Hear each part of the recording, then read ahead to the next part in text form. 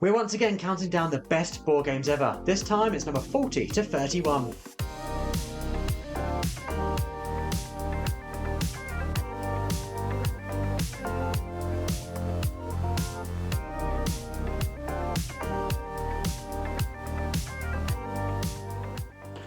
Hi, I'm Libby, this is Julian, and together we are BoxedMeeples. And yes, this is the second instalment in our top 50. We are counting down our favourite games ever from number 40 through to 31 in this video. And so if you haven't seen the previous video with our 50 to 41, then there will be a link in the description. You can go back and make yourself up to date before you hit this one, or after you hit this one, whichever. As always, we're going to be talking about our favourite games. This is our opinion. It might not be the same as your opinion, but do let us know in the comments down below if you disagree. That's always fun to discuss. Or suggestions of games that if we've liked ones that are here, then we're always open to new options, new game suggestions. If you hear any kind of squeaking, that's our dog. Again, playing with his toys.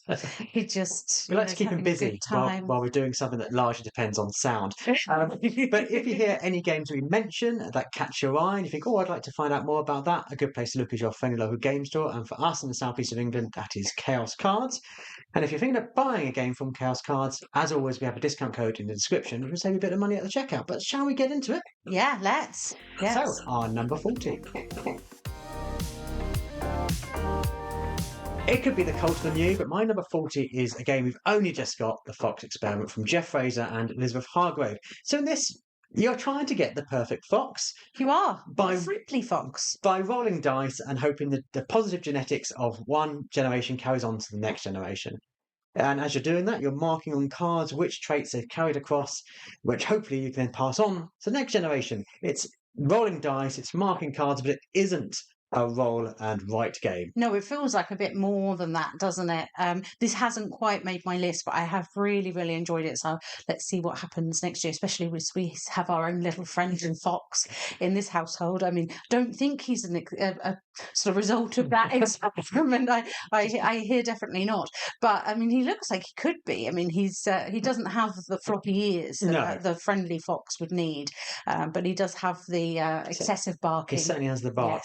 Yes. This game looks lovely. I love the kind of theme of it all. It's a theme that's often explored, and I like games that don't just tread the same familiar ground. And as you play through this, you realise the kind of strategic levels of depth that are going on in here, which is something I always really look for in a game. So yeah, I think it's going to go higher on my list as I continue to play it more and more. But right now, number 40. Yeah, it's a good one. My number 40 is also a new game to us this year, and it's a game that we've played quite a bit, both on the table and on BGA. I think we must have got it at the Games Expo in the summer, and it's After Us. The artwork's by Vincent Dutray, and there's all these different types of primates, and it is, people say it's quite a solo, kind of experience within a group game. There's not huge amounts of interaction, but I don't mind that, and I think it's quite fun to play solo as well. As we haven't done that much. I've mainly played it 2 or 4, and it's worked very similarly each way. You do end up having a bit of a race through to that 80 points of magicness, especially as it gets towards and someone starts to get close. You're not necessarily taking what you want to do to achieve that next thing you want to do. You're just racing to try to get points to tip over the edge before you end up with another round and someone else might beat you to the chase. But it's interesting how you get the special powers from them, which ones you're choosing to combine, whether you're kind of thinning out your deck or you're not choosing to particularly do that. There's lots of different strategies to win using the different attributes the different primates give you, and it looks great on the table. It's quite quick to play, so I've really been enjoying that one. It's had quite a lot of plays this year, so I think that's why it's made it to the list, because I would say it's probably in my top 10 most played this year, because it's just so easy to table, and because so many actions happen simultaneously. It does go, like you're saying, really, really quickly, and you can see people beginning to develop strategies. So it's like with the ability to copy the next player adjacent to you and working out, okay, you're going to be playing an orange from that is that going to benefit me if I copy that action? I think is a fun way of some interaction that does happen in what does sometimes feel like a Yeah, and that solitaire. certainly does in later games that we've played. That certainly does guide me in terms of what action I might take if I've got a choice between two of the different primate bonuses, but I can see that my opponent next to me is definitely going to take one of them. Perhaps they've got 6 orange, so they're going to take the orangutan, for example. Then I might think, actually, I can take the orangutan action anyway by doing theirs. So then I'll do this other action and then I'll get double whammy. And so you do have that thought of what everyone else is doing. And yeah, because you're all doing it at the same time, it's quite quick. Yeah. I've touched on Tiny Epic Games already, but this is my favourite of all of them. You know, it's Tiny Epic I do. Quest. This is clearly a Legend of Zelda, the board game. You're going around looking at an overworld map, fighting goblins, you're exploring caves, you're equipping your item meeples of different weaponry.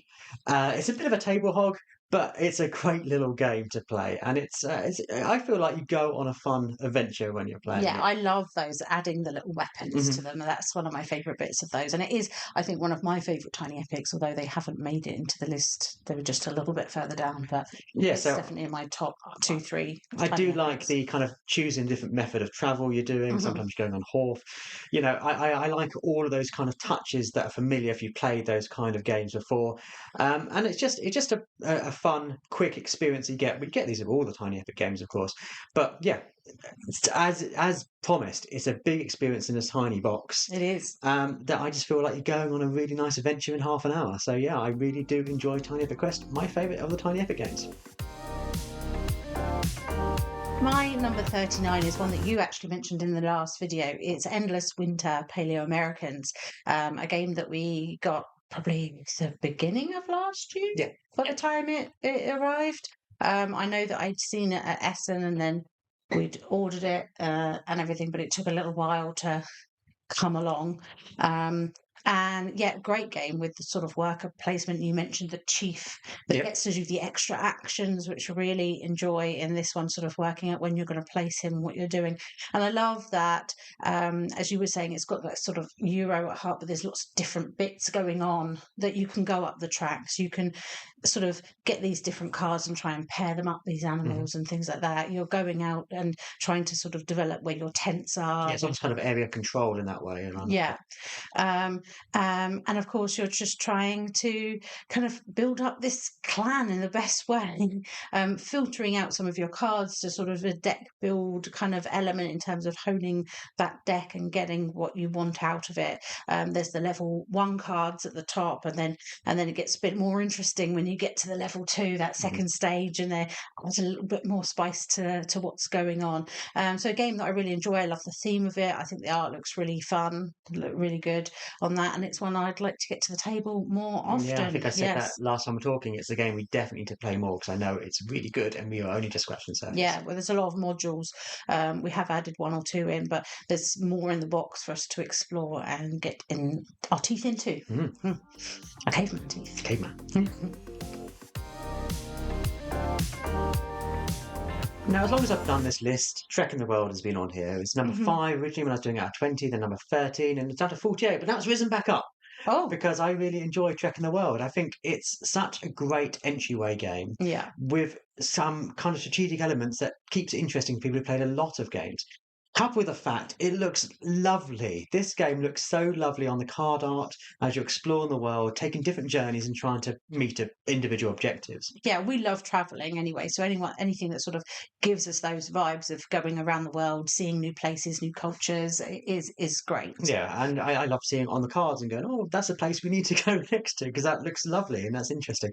And there is an opportunity to be quite vicious when you're playing this game, when you can suspect you know what objective a person or what trip an opponent's trying to do, you can just kind of get in their way and stop Just them. block the path. I mean, I just do. I like to stand in your way sometimes. Yeah, just and just be irritating. I don't even have the stuff to go to that place, but it's because I don't have the stuff I've got in the way. And you know, there's all sorts of things that you need to consider. You know, are you going to collect all of the white cubes and get focus on the points from those? Are you going to explore every place in a certain area and Just get the maps. get the map bonus for that? And of course, you've got the journey cards as well, which you can kind of keep in your back pocket. So even if you're drawing cards that are really not very useful for you, having a combination of one color might allow you to take a journey and really play with your what your opponent's trying to do and stop them from getting to their objective, or just leaping in across the map in a much quicker way. So I think it looks very light and very simple when you start playing it, but once you start playing it really kind of competitively, there's lots of depth there. And I'm really looking forward to getting more into Trekking Through History, which is a game we've got coming, Yes. because that's from the same production company, and we've played that briefly in the past, and I think that's got, again, a lot of kind of interesting choices that go on. Yeah, very different gameplay, but yeah, it looks great. Next up for me is more dinosaurs. I love games with dinosaurs in them. It's just a theme that always, and dragons, those two just always sort of hit home. And this is Dinosaur World, it is a table hog. There's no getting away from that. There's so much going on there. I mean, slightly better now that we have the folded space. It's easier to get out and get to the table, which is really great. But I just love going around your little park and seeing where you're taking people on the tour. Are they going to get eaten by a T-Rex? It's highly plausible. There's a good chance. There's always a bit of collateral damage when you're playing. Yeah. And we have the expansions and everything. So sometimes we bring in the water dinosaurs and sometimes the other ones. And what I really like is, like, partway through, you get to move your like welcome center slightly further along, and all of a sudden your tour completely changes and everything sort of opens up a little bit more. And it's fun to see what sort of elements you're building out. How, have you got something boring like extra security to stop people getting eaten? Or, you putting some sort of theme park in the middle of a dinosaur park or something. It just who knows what your park's going to look like from time to time. It's a lot of fun. I really enjoy it. In fact, I'm going to be talking about it more on this video later on. Wow. Happy birthday, Disney! Oh! Last year, 100 years old. And to celebrate, Disney Animated came out, which is a really great co-op game that no one seems to be talking about apart from us, but I really, really love it. This kind of references not specific films, although you are making films, but more the animation process behind it. So you're talking about making backgrounds, you're talking about making music and sound effects, you're talking about character design, and you're playing cooperatively, all trying to do your own film within a certain time limit, which is actually quite a tight time limit. So it's a bit of a tricky game unless you all work properly together. Yeah, you do need to. I mean, obviously, you're each wanting to get going with your animation, to start painting your drawings and doing all of that stuff, but you do have to kind of consider the group goals at the end of every single round as to what that's going to mean to everyone. And if you don't all finish your drawings by the end, then it's no good to anyone. No, so you have to work together. So yeah, but we've had times where we've played it and we've had to literally, before we took our turns, discuss how we're going to play together to achieve the goals, because the game does end quite quickly, and it can get a case of, well, I finished mine, you do yours, but everyone has those special powers, and they'll be useful for different players around the table. So they brings that conversation in. The songs you play allow you to have a certain individual, so it does feel a bit asymmetrical in certain ways. And the production for this is absolutely superb. The way the characters you're placing on there are little acetate things as you're building up the backgrounds, using purpose art for this game that references the inspiration for it. So it looks like you're looking at a Disney canvas at the end. And I really, really love this game. And it's such a great way of celebrating a medium that I absolutely adore. Yeah, it's a great game. I'd love to get that one to the table again. Next up from me is a game that we've been playing loads of in the last couple of months, and it's Sea Salt and Paper. I heard everyone sort of kind of raving about it from sort of the beginning of the year, and we didn't manage to sort of get our hands on a copy or start playing anyone's until sort of maybe September time. Pretty soon after, made sure we had a copy. I'm still desperate to get the extra salt, which hasn't come into stock yet, but I'm sure it will soon. And it's so much fun. We play it on BGA. We've been playing it on train journeys, with the actual cards, and it's easy to take travelling. away with you because it's just a small pack of cards, isn't it? Yeah. And it's just so fun because you're again doing what you were speaking about in the last video, where you're trying to sort of read the mind of the opponent a little bit, kind of thinking, oh, trying to remember what they've been collecting, particularly if it's the shark and the swimmer. Are they going to try and steal one of my cards, or do I need to help them avoid that? Have they been collecting octopus? Shall I hide that one when I take a card and then get a cover one? So it's really about what your opponent's doing and how you're maximizing your points. It does rack up the points quite quickly. And I'm still waiting to be able to bring up 4 mermaids and just finish the game. I had 3 of them, and then you clocked onto what I was doing and picked up the last mermaid. And I was like, I think what's great about this is at the end you have that decision. You know you've got a good scoring hand. Are you going to call it and say, no more, we're stopping here, I'll have the points I've got, thanks, you can have yours and not get the colour bonus? Or do you risk it and go, how good is my hand? Is it better than yours? I'm going to give you one more turn to see if you can beat what I've got, and then score accordingly. And that's really strategic. And it's often the case of when someone calls, it's like, no, I need to keep going because what I've got potentially is going to be fantastic. So you're just waiting on that one extra card. Always glorious if they happen to be on the mermaid train and they need one more and they can see it there, but they don't get to get it. That's going to be good. But it's not on my list, but I really do enjoy Seaside. It's great, and I think it'll go on every holiday with us, every trip, day out. So easy to play. You know, you're waiting for drinks or food or something in a restaurant. You're on a train, as I said. You know, just so easy to take and play everywhere. Before I played board games, I played a lot of video games. And a game I played a lot of is actually Stardew Valley. I've clocked in over 100 hours on that game. I could have been doing better things in my life, but I wasn't. I was managing my digital farm, and my little animals and little dinosaurs are roaming around there. And I was building relationships with different villagers and getting married, and it was all lovely and sweet and pixelated. And that is a board game now. Yeah. And it's a really lovely board game that takes a lot of those elements of the game and I think does a clever job of turning it into board game mechanics that work. Because it could have just emulated it a lot closer, but what it did was create sort of different mini games that you can play to reference, to talk about exploring the cave you do in that game, or talk about fishing, or to talk about growing your crops. And it still has those relationships in it. It still has the different seasons in it, so it is true to the game, but yet works as a board game. Yeah, it gives a slightly different vibe feeling because you are sort of rushing to try to achieve everything, trying to kind of manage all these different criteria to get it done, aren't you? Which I mean, we did a couple of the games we struggled, but we just made it. And so especially towards the end of the game, you're kind of thinking, it's plausible we could actually achieve this, right? Depending on certain variables happening, and it's interesting that the game itself was obviously so chill and so relaxed, but by the end of it, as you're saying, this gets really tense. It's like, oh, we need this to come together. Well, Jojo Mart's going to take over the world. That's going to be awful. Obviously, be careful when you are buying this because the first edition has a few problems. The second edition, which I think is now also on the third edition, they fixed all of those. They've got a new insert, which makes it so much quicker to table. So make sure you're getting a more recent version if you intend to get this, because the newer version is so much better than the original one was. But yeah, I absolutely love this game. It takes a bit of time to play through, which is probably why we haven't got it to the table as much as we would have liked. But yeah, every time we do play, really great experience. Super fun. So my 36, I'm sort of lumping all these types of games together, is the villainous as a whole. We love both the Disney ones, and I particularly enjoy the Star Wars one. I think that's great.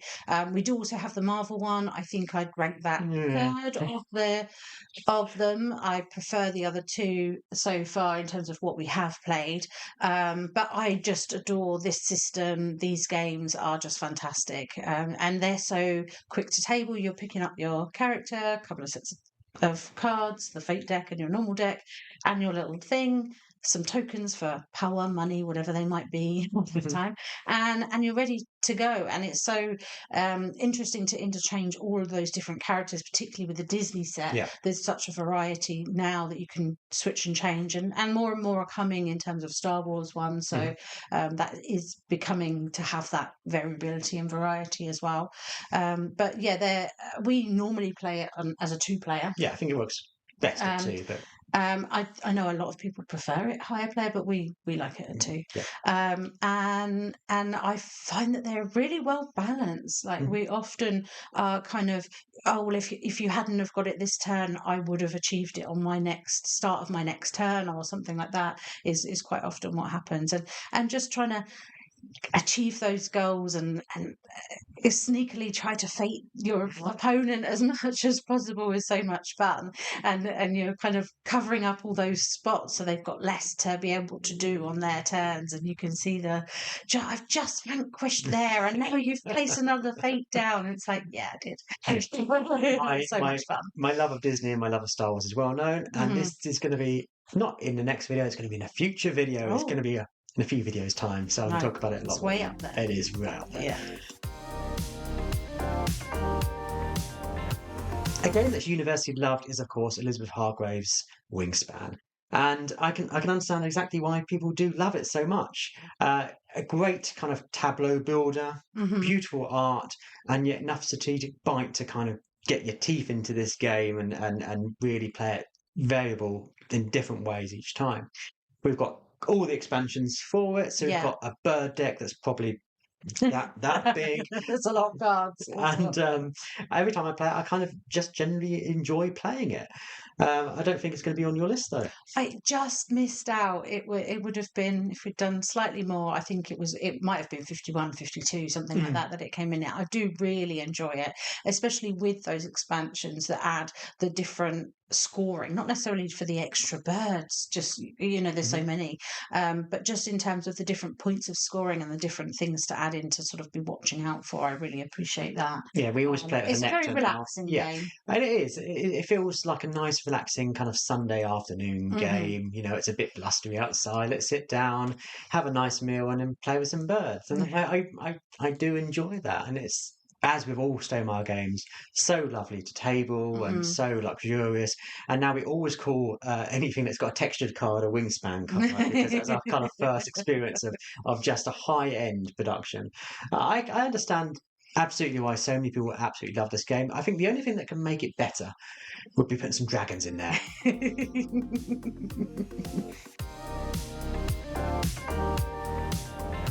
For my number 35, I am staying in space. Hmm. We were at Star Wars last time, kind of half of it anyway. And this time we are in Star Trek for Starship Captains. And I really enjoy this game. You're going around, you're completing missions, you're trying to manage your people. And you discussed this one in our previous video. Everyone loves that track where you push the workers around and you get to take those three. I love upgrading to captain and trying to then work out how best to get them back quicker to be able to use all those Hmm. extra skills quickly. And those grumpy little androids, I mean, they're just so fun. I love that sense of humour that's in this game. And there's a lot of variability in Hmm. terms of what, not only just sort of the cards that come up and what you can be doing in order to sort of sort out your dodgy ship that you start Yeah, you're off falling with. apart, shit. Yeah. But also in terms of your sort of route to victory, in terms of the way that you play. I remember we played quite a large game at some point last year, and people sort of were really keen to give it a try. So we ended up sort of pairing up to Yeah, be able gosh, to play yes. it, because there was sort of 8 or 10 around the table. And it was really interesting. A lot of experienced gamers there, and every team were going down a different route. Mm. One was Yeah. sort of all about the cargo stuff, one was completing missions, and another one's doing something else. And it was really interesting to see how everyone was playing it so differently, and I like that variability. I like the art styling. It's not taking itself too No. seriously, and it's quick to table. It's a lot of fun, and you just feel like you're in the thematics of it, because they've brought to life that kind of jovial side of the Star Trek really well, I think. Yeah, I've talked about it in an earlier video how much I Yeah. love it, and yeah, I often when we talk about games, like, oh, we need to play that again, and Yes. Yeah. yeah, I think this is one we need to be tabling against. It. Yeah. And those cute little ships. I mean, there's no Great getting cardboard away chips. from those. Yeah. I mean, I think we might have some different We've got an upgraded upgrades for that, version. Yes. but I do actually really think those little cardboard stick together ones are fun. Yeah, crikey. All the money we've spent on this game. Disney Lorcana is my favourite collectible card game. In fact, it's the only Yeah. game I've ever played that's of that nature. I think you've very much shied away from that sort of I was collectible yes, trading card games because thinking, gosh, it's going to be a money thing. I'm going to have to constantly be doing that. So I think the fact that this is a Disney theme is the only reason you kind of delved into. yeah, we have got a lot. We've been very lucky to get a lot of we've got every starter deck so far that's been released. We've got a Mhm. lot of the individual booster packs. We've got well stocked decks, which Mhm. means we can then vary how we play it, and we spend a lot of time creating ideal decks to play with and seeing how they interact against different opponents and the way they play. And I think it's great that it has all that. But that being said, I've said this in the past, just getting two starter sets and stopping there gives you a great card Yeah. game on its own. You know, if you ignore the fact there's lots more cards available, the starter decks are so good because they are tailored to be balanced against one another. So you can just play a game with those. Yeah. Yeah. And yeah, I said earlier how much we love Disney and having cards that, particularly the ones that play with the traditions of the films and have new imaginative takes on different characters. I find just enjoying the art of those in itself really fulfilling. But the game is great, and Yeah. I'm so pleased it was because we went quite heavily into this without having played it, and yet at the end of it, we've got a game that plays quickly, that you can play with family members, you can teach relatively quickly, Yeah. and you have a genuinely exciting game that takes at most 20 minutes, where often it can be incredibly seesawy, where you can be on the back foot until you start getting the cards out that work really well together, and then suddenly the power play shifts, and then you're getting rid of your opponent's strong cards, and then taking advantage of their weaknesses that you've seen developing while they're trying to build up their hand. Or, what cards do I ink? How quickly do I ink those to give myself ability to play and afford better cards? And that's all the kind of decisions you have to make as they're drawn from your random deck. So many clever things have been thought about in the development of this game, and it really, I think, exciting futures for it as it goes on with more decks available. Yeah, I've been really enjoying this too. I think it was at one point just in the list, and then I've shuffled stuff around, so it ended up just out of it. Mhm. But yeah, it was hard to place for me. Yeah. I do really love it. Yeah, we've been wanting to explore more with the Floodborne stuff Mhm. recently. We've only really done the starter deck stuff from that at the minute. It'd be interesting to see what else is going to be coming Yeah. throughout this year. So yeah, really fun game. The next game on my list is kind of completely different style to the majority of my list. This is a true party, a true get together fun game, and it's just one. I have so many great memories of playing this game, particularly at Aircon last year. We did just 100, where there was big rooms of people just all coming together, and as long as you've got enough dry white cards or something, it is limitless in its player numbers, and it gets fun and interesting actually. The more you have there, the more kind of off the wall words that you need to Mhm. come up with in order to still have your card, your word in contention to be guessed from.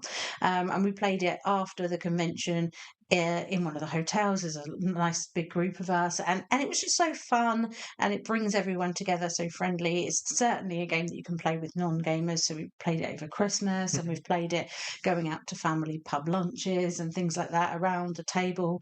You can play it with younger ones as well. Obviously they can just use whatever language they know, and maybe some of the adults might come up with something a bit complicated that they've never heard of, but we're increasing their vocabulary. Well, it's interesting. Different ages, different cultures choose different words. If you Yeah, remember, yeah, when you're playing at Aircon, someone chose a really bizarre word that only people who live in London would know. Yet you were familiar with it, and it's like, what are the chances of us matching on that really obscure thing? Yeah, it's my party go-to yeah, every time people want to yeah. play a game, because it's just so clever, such a clever idea for a game that is so quick to explain. Yeah, it's easy to play. I picked up a Dice Tower promo when I was at Mhm. Essen, so it'd be fun to play with gamers and see what words that has coming in and see how that I affects think you've got things. a dice tower one, which is Vassal. How many people are going to put Hat? Yeah, I Everyone. mean, yeah. Yes. But yeah, it's really fun party vibes. I really enjoy that one. So keeping on the party vibes, well, more social deduction. My favourite social deduction is Hollywood 1947. You've talked about I it did. already for so many reasons. Obviously, the theme is something I absolutely love. I've always loved that kind of classic Hollywood period. You've seen me talk about so many of those games that I'm attracted to just because of that theme. Yeah. But this is a great social deduction game that, as you said, keeps people involved, which is the absolute mainstay of getting this game to the table. Yeah. Because, as you said, we've had social deduction games where I've had to sit out for almost an hour, where people thought, well, you're the villain, so you're going to go in jail. Oh, good. I'm just going to sit here then. And I wasn't even the villain in this particular game. I was on the side of goodness. Yeah, I'd either made a bad decision It's that or dodgy face, or isn't it? behaved in a way that made people think, and it was just wasn't that fun an experience. But with Hollywood 1947, as you were saying, you're always involved. You're always, depending on how vocal you're going to be, trying to say, look, I'm a patriot. You know I am. Let me have a dice roll. You're probably not a patriot if you're saying things like that, but it's all about the ability to bluff and persuade people to get people to your cause. And if you are a communist, how do you disguise that? Do you get involved in the Patriots film and lay patriotic cards in early rounds so you can then really hit hard later on when you absolutely devastate all of the positive patriot messages that are going in the film? I really like it when you're playing with the player counts that include the rising star, and Mhm. I've played that role quite a few times. And so you're trying to sort of stay on that middle line. You're sort of standing on the fence, trying to help everyone get to that last round because you don't really care about the politics. You just want to be in every film. You Yeah. just want to be famous, and just trying to eke it out as far as you can to get to that last round and see if you can get the win as the rising star is tricky, but it's a fun challenge. Yeah, I like that. there's other facade games we could have included on this list. I mean, Hmm. Bristol is another great one. Salem is great, Yeah. and all of them come in those lovely books. Gorgeous books, yeah. So it's a good way of stealth introducing a board game to people because you're like, oh, shall we play Little this? ding. And they on the table goes the book, and people are intrigued. What's this? I've not seen this. This can't be a board game. There's no board. What's going on? Let's play this. This is great. And I think great way of getting people involved and engaging, as you're saying, of just one.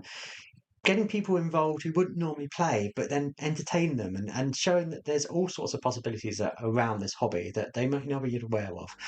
So yeah, great social deduction. Super game. Yeah. My 33 is a game that I don't think is going to make it onto your list. It's here for nostalgia, for memories. I've had some great plays of this game, and it's Firefly. We've played it with all of the expansions. It's taken up massive table thing with lots of us around the table, and some of the plays, we'll make a day of it. We've stopped. There's children needing help. There's pizzas needing to be eaten partway through, and we're there taking all day and not minding. That was the plan for the day, to get Firefly played. So we take it easy, we take it casually, and that's been some really great memories, spending great time with friends whilst doing this game where you are taking on that universe of Firefly, the TV series, and you're going off. It's essentially a pick up and deliver kind of game. You're trying to keep away from those reavers, bad ships, and get to the places that you need to go to. And it can be quite lucky. You've played a game and you just Yeah. happen to be in the next door planet than where you needed to get to win. So in terms of someone else who's way over the other side of the board, they haven't really got that chance Mhm. as much as you had. But I really like the way it builds on an idea and a universe and something that I've enjoyed. And it is those memories of playing it with friends and having such a good time and some laughs around the table, that's sort of kept it in the list for me Yeah. for now. I really like those sort of IP ones that I have great memories of as well, that brings everything together. The thematics of a game is always fun. So, Yeah, it's yeah. not on my list. And I think if I was to put a pick up and deliver space-based game on there, it would have been Star Wars Outer Rim. Yeah, and I think there is that thought. I think we need to play Outer Rim a little bit more, but do I think that's a better game? Possibly. I'm not 100% sure on that at the minute. I need to play it a little bit more. But potentially, if you like a pick up and deliver, I might recommend that one. Mhm. But obviously, that doesn't have the memories and everything Yeah. attached to it as yet. So that's why this one stays in and that one isn't there. But next year, perhaps they will switch over. We'll see. As promised, my next one is a game we've talked about, Dinosaur World, the biggest table hog out there you can get. And I think that's the reason we haven't played it more with bigger player counts. It'll be interesting to see what does happen when you start laying those hexes out and you have a bit more space to fit it on. Maybe one of those massive board game tables that we so want to get. It's a really great game, though. And as you're saying, I love the idea that you're just justifying dinosaurs eating people. It's just what happens when you go to a dinosaur theme park. Really, what were you expecting? But yeah, it's if you don't hire the correct security. But I mean, who wants that? It's boring, isn't it? Yeah, but it's okay because you are allowed a little bit of death as long as you just don't have the most death. Then you're okay. Yeah. But it's a fun theme, and I think it's interesting that they did Dinosaur Island first and then perfected it with Dinosaur World, as far as I understand. And you have that kind of creativity of building a dinosaur park. Who hasn't wanted to do that? The Jeep tours themselves are so much fun as you're going around, and people are like, oh, not a T-Rex. We've already seen that once.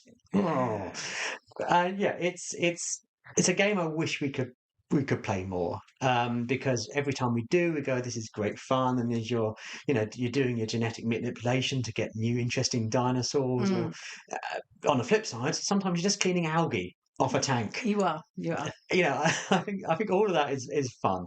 And I've talked in the past about how I loved a video game called Theme Park, and sticking some dinosaurs in that and sticking it on a table is just a fun evening for me. I really do enjoy Dinosaur World.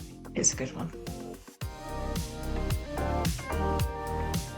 You spoke about a tableau builder with nice animals in it earlier, and I'm going to speak about another one. This one is Everdell with those cute little critters. We now have the complete collection, but I mean, this one's been on my list for a long time now. We had the original box and then upgraded to everything, and we're still exploring what's in that box and adding different combinations of expansions together. But essentially, you're building out your little village and trying to pair up. I love the fact that you can sort of pair up the critters with their correct buildings and get to lay things for free. I try to monopolize that as much as I can, and we often play with the Spire Crest, which has those different seasons, different weather effects, which makes it really difficult to do some things, and you've got to hold some resources back in order to sort of pay off to get these different achievements at the end. And it's just really interesting. You start off and you're putting down your cute little animal. You're thinking, right, okay, so I've got a berry and I've got another one I can put down. How on earth is this all going to come together? I'm not going to achieve anything in this number of rounds. But it really hikes up. It really does. You start getting your end of season round, and then you start matching up for different things you've got. You get more and more cards out, and you're thinking, wow, how have I managed to do this many turns on my next round? And then the next round, it hikes up even more. And you start off thinking, there is no way I'm ever going to be able to put 15 cards out in this game.